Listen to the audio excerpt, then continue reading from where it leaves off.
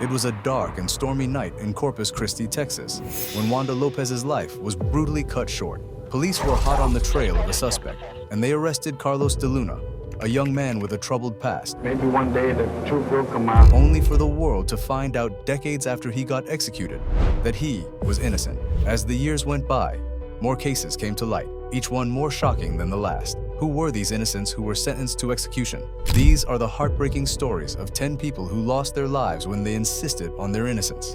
Carlos de Luna. First, let's begin with the case of Carlos de Luna. In 1989, Wanda Lopez was stabbed to death at a gas station in Corpus Christi, Texas. The police quickly arrested Carlos de Luna, but questions arose about his guilt. De Luna maintained his innocence, claiming he knew who the real killer was, but his claims were ignored. Despite his protests, he was convicted and sentenced to death. The investigation into the crime was flawed, and De Luna's alibi was not thoroughly investigated. In 1989, De Luna was executed by lethal injection, a fate that would later be revealed as a grave injustice. Years later, a team of investigators from Columbia University re-examined the case and discovered that the real killer was likely Carlos Hernandez, a man with a similar name and a history of violence. Hernandez had a reputation for committing crimes, and witnesses placed him at the scene. The investigators found evidence suggesting he was the real killer, including witness testimony and a history of violent behavior. They also discovered that Hernandez had a history of making similar threats and had been known to carry a knife. 2 years after Wanda Lopez lost her life, another man in Texas was accused of a crime he did not commit. Cameron Todd Willingham. Cameron was executed in 2004 for allegedly setting a fire that killed his 3 young daughters. The fire occurred on December 23, 1991, at Willingham's home in Corsicana, Texas. The flames spread quickly, trapping Willingham's daughters, Amber, 4, and twins, Carmen and Cameron, 1, inside the house. Willingham's wife, Stacy, managed to escape, but tragically, the 3 girls did not survive. The investigation into the fire was led by the Corsicana Fire Department, and it was determined that the fire was intentionally set. The investigators found evidence of gasoline at the scene, and they believed that Willingham had set the fire to cover up the murder of his daughters. But Willingham maintained his innocence, and he claimed that he had been outside the house when the fire started. The prosecution's case relied heavily on the testimony of a fire expert who claimed that the fire was intentionally set, but some experts questioned the validity of the evidence, and they pointed out that the investigation was flawed. Despite these concerns, Willingham was convicted of capital murder and sentenced to death. The years went by, and Willingham's appeals were denied. He was scheduled to be executed in 2004, and despite last-minute appeals, he was put to death by lethal injection on February 17, 2004. But the controversy surrounding his case did not end with his execution. In fact, it was just beginning. In the years after Willingham's execution, new evidence came to light that questioned his guilt.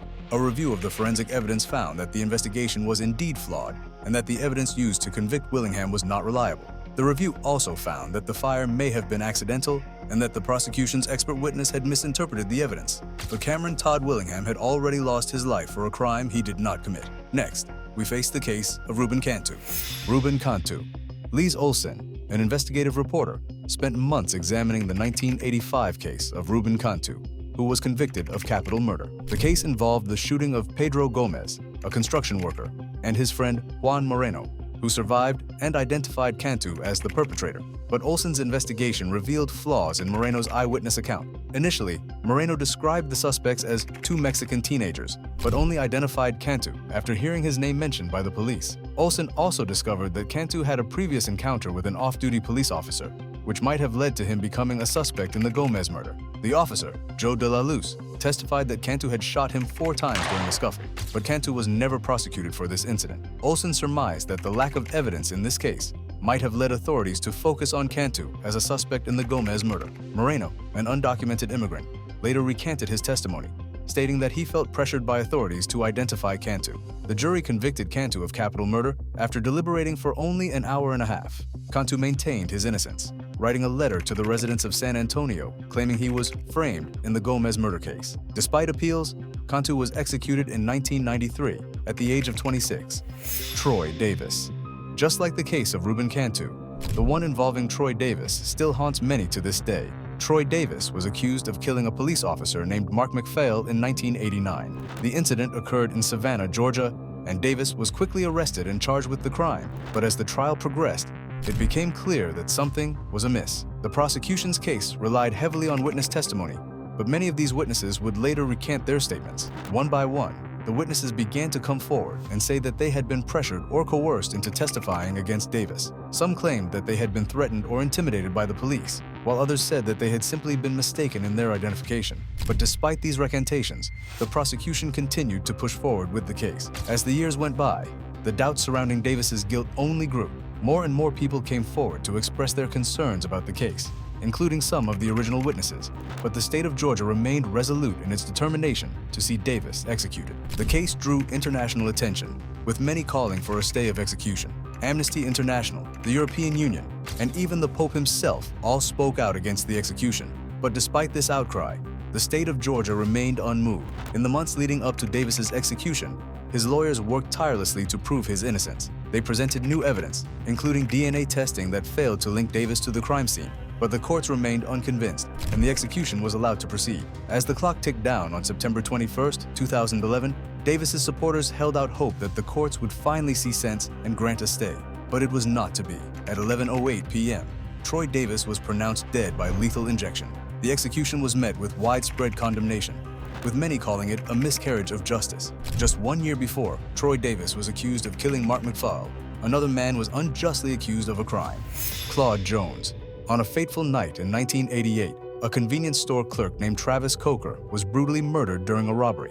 The crime sent shockwaves through the small town of Palestine, Texas, and the police were under a lot of pressure to catch the killer.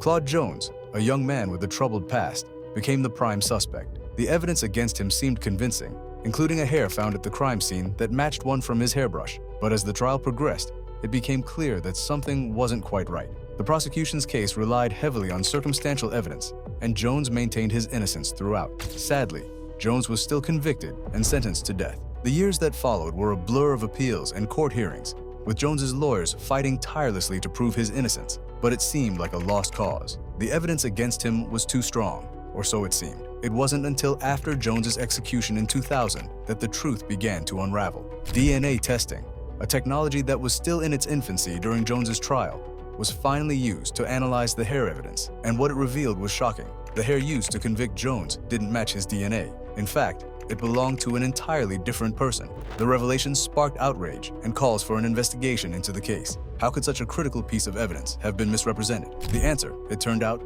lay in the flawed forensic techniques used at the time. The hair analysis had been conducted using a method that was later discredited, leading to a false match. As the news of the DNA results spread, Jones's family and supporters were furious. They had always maintained that Jones was innocent, but their cries for justice had fallen on deaf ears, and an innocent man paid for a crime he did not commit. Johnny Garrett. The small town of Amarillo, Texas, was shaken to its core in 1981 when a 76-year-old nun, Sister Margaret Mary Doyle, was found brutally murdered in the convent where she lived.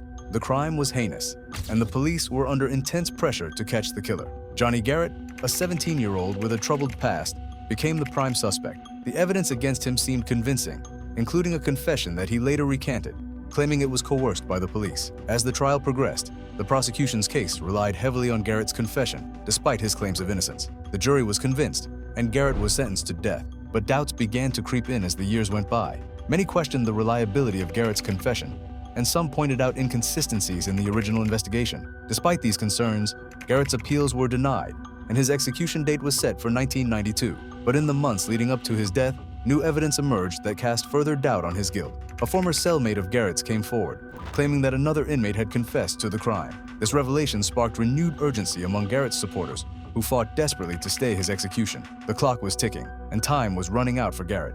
As his execution date approached, his lawyers worked tirelessly to present new evidence and appeal for clemency.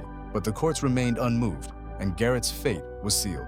On February 11, 1992, Johnny Garrett was put to death by lethal injection. Joe Arity. The story of Joe Arity is yet another tragic tale of injustice that shook the small town of Pueblo, Colorado, to its core in the 1930s. In 1936, a young girl named Dorothy Drain was found dead in a drainage canal, her body bearing the signs of a violent attack. The police were determined to catch the killer, and they quickly turned their attention to Joe Arity, a 23-year-old man with a mental age of just 6 years. Arity's IQ was a staggering 46, and he was known to have the mind of a child.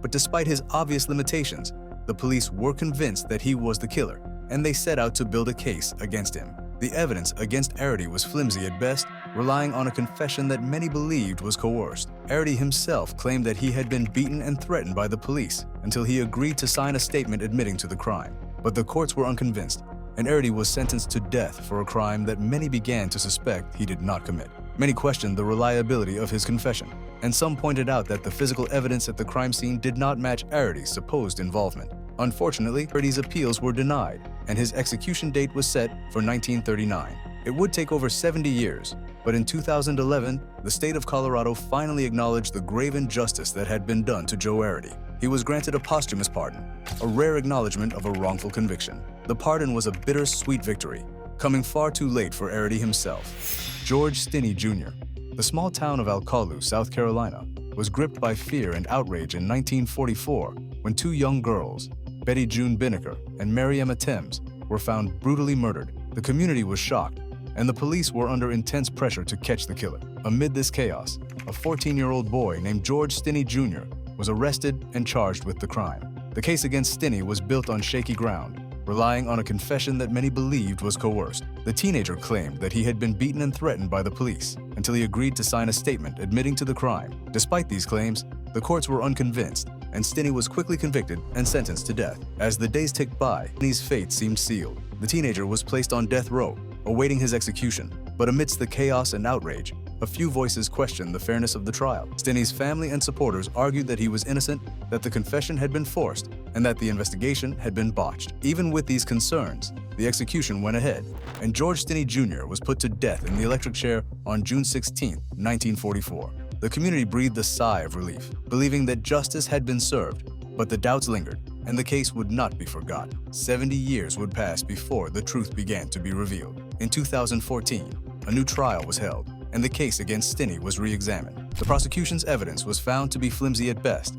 and many questioned the reliability of the original confession. The judge was forced to confront the possibility that a grave injustice had been done. As the court proceedings continued, it became clear that Stinney's conviction was a miscarriage of justice. The prosecution's case was built on shaky ground, and the confession had been coerced. On December 16, 2014, the judge finally overturned Stinney's conviction, 70 years after his execution. The news was received with widespread outrage and sadness. A young boy had been wrongly accused, convicted, and executed, and it had taken decades for the truth to come to light. Lena Baker. In Cuthbert, Georgia, in the 1940s, a blank woman named Lena Baker lived a life marked by poverty, racism, and hardship. She worked as a maid to make ends meet and struggled to provide for her family.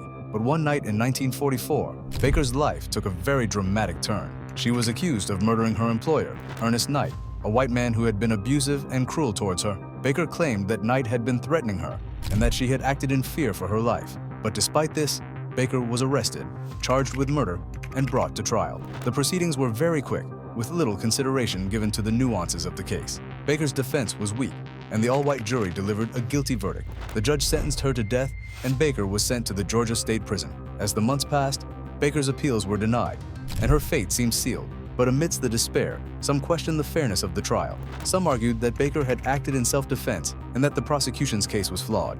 Others pointed out the racial disparities in the justice system and how black defendants were often treated unfairly. Even with these many concerns, Baker's execution went ahead on March 5, 1945. She was the only woman to be executed in the state of Georgia, and her death was the end of a life marked by hardship and tragedy. But the controversy surrounding her case did not end with her execution. In the decades that followed, Baker's story was all but forgotten. In the 1990s, a renewed interest in her case led to a re-examination of the evidence. Many began to question the fairness of the trial and to argue that Baker had been wrongly convicted.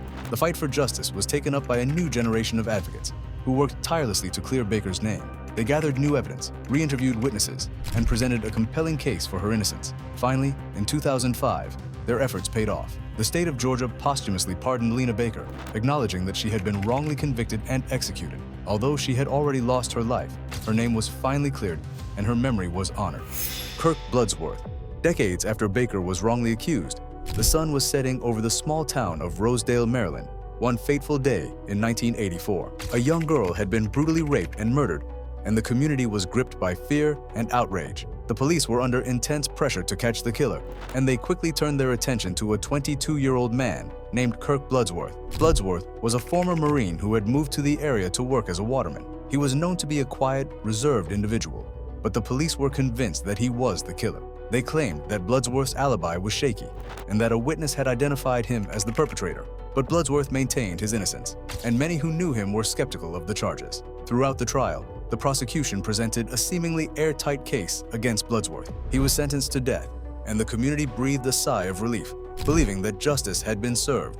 But as Bloodsworth sat on death row, he continued to proclaim his innocence. He wrote letters to his family and friends, maintaining that he had been wrongly accused and convicted. And as the years passed, doubts began to creep in. In 1992, a group of lawyers and advocates took up Bloodsworth's case. Determined to prove his innocence, they fought for the right to test the DNA evidence, which had not been analyzed at the time of the trial. And in 1993, the results came back. Bloodsworth was not the killer. The DNA evidence had exonerated him, and he was finally freed after spending 9 years on death row. The news sent shockwaves through the community, and many had one question: how could such a mistake have been made?